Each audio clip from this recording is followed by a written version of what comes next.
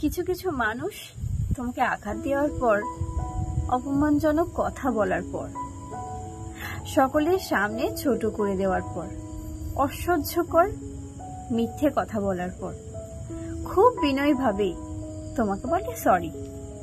এই সরি বলাতেই সব দোষ মাফ হয়ে যায়? আসলে এই সরি বলাটা কারো কারো কাছে ছলনা।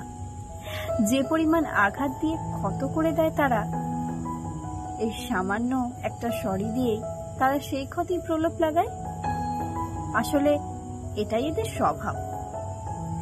এমন মানুষ বিষের থেকেও বেশি ভয়ঙ্কর, অথচ সরল নির্বোধ মানুষগুলো তাদের দেওয়া এই নির্মম আঘাতটাকেও হজম করে, আর এই বিনয়ের ছলনাটাকেও অমৃত ভেবে পান করে, আর তাতেই এরা সুযোগ পেয়ে বসে।